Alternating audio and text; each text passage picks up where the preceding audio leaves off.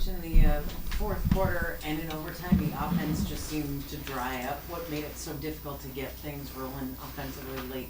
Yeah, I think obviously they're a very good defensive team, and we lose that quarter 18-17. So both teams, I thought they both upped their defense, as you're saying, to your point. And we had some good looks because we tried to do a space out a little bit, especially with Naz, who got hot, and then had some good looks, had some open looks, I felt, and just couldn't knock them down. But and then even though we were getting stops, we were trying to push and play in transition before they could set, which is obviously a very good defense, and still just struggled to convert.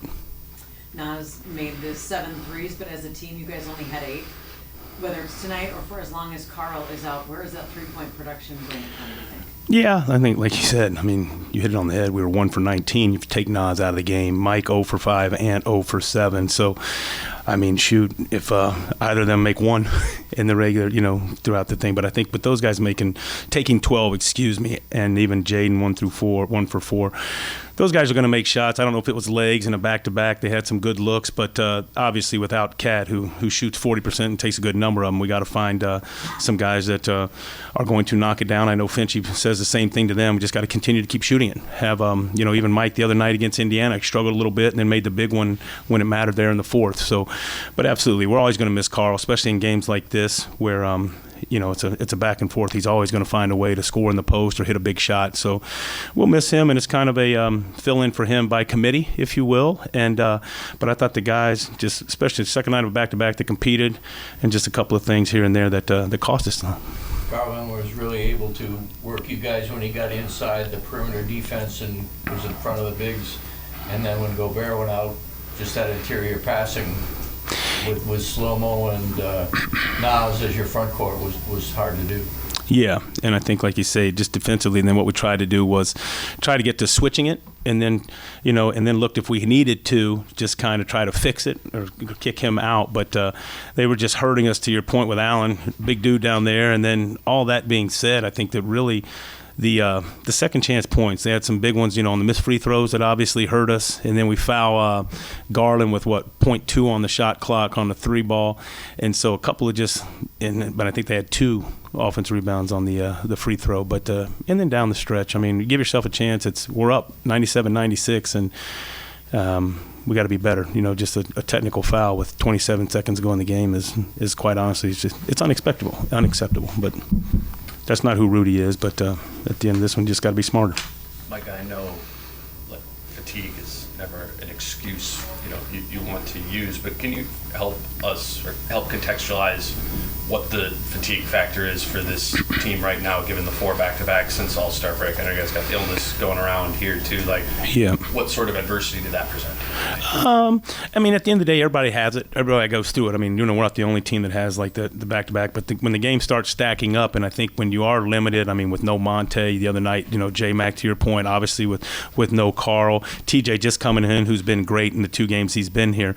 So guys are stacking minutes up. You see Ant 42 after the game he had last night, and all these guys high 30s. So I think that's where you see the shots just maybe a little bit short at times, and it'll be good. It kind of lightens up. I know we pretty much play every other day, and then we have that 3-day stretch before we go into Utah, but it's just kind of a cumulative catch-up. You really don't have much practice time, and then it's fly, play, back-to-backs, and you really don't have a lot of time to recover to fill your tank back up.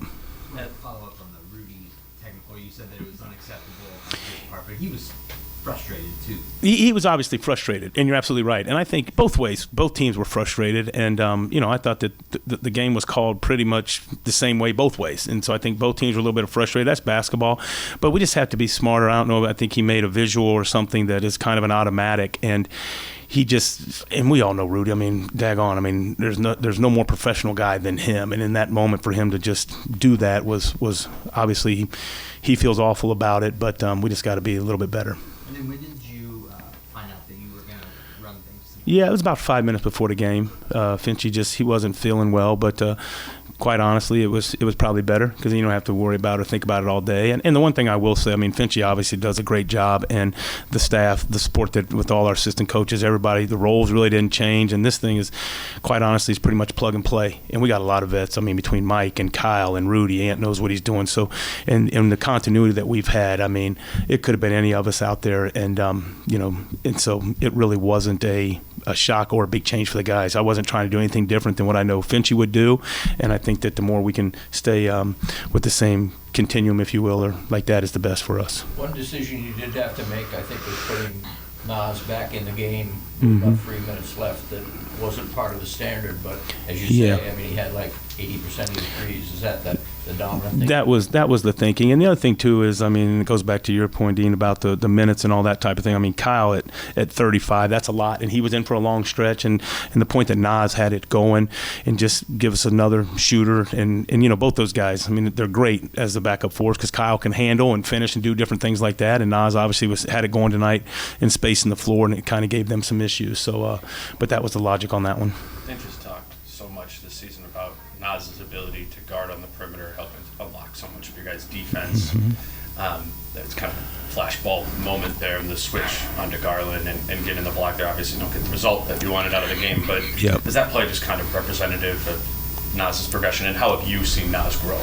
I think most definitely. I think a lot of times, I mean, the question with Naz to the force one, he did a great job switching, and what the game plan on Garland was, if you do get switched up, just to press up and make him have to beat you, not on the first dribble, but make him, maybe east-west to that second dribble, and that's fine because then we can help. But and what we didn't want was too much space where he could shoot and get to his step back and that type of thing. But Naz has been phenomenal. I think there was always questions like, we always worried about Naz guarding on the perimeter. And now he's pretty much, even when Kat and he are playing together, he's playing predominantly at the 4, and you're very, very comfortable now with switching. I think a lot of time, not to get too technical with it, but he's done a lot better jobs of KYP or knowing personnel and sending guys the direction we want them to go and not gambling. But again, the big thing for them is just to square yourself up when these bigs get on these smalls. What we don't want is step back threes, and obviously is all the length that we have behind, force them downhill into those tough 2s. And kind of hit a wall in the second half. Yeah, it's funny. At half, I thought that he was struggling a little bit, obviously, but we're all so accustomed that when he has a bad one in the first half that you just wait for him just to explode for 20. And I think that, or whatever it may be, or put together a string. And they did a good job. They were putting 2 up on him all night long. And obviously down the stretch when we're bogged down, back to Marnie's point, you got to get the ball in his hands and hope that at some point you got to make some tough shots, especially when the open ones aren't going in. But I mean, I think with Ant, you can probably count on one hand as many of these had nights like this. But and to his credit, he'll never say a word, but I mean, the kid sprains his ankle the first play. Everybody forgets about when he was last night when he falls on the one free, on top, and he hits the floor hard, and then obviously the block. So it was like he played in a football game daggone near. But yeah, that's one of the first ones that Ant hasn't been able to, at least one of the 2 halves, have that stretch we're used to.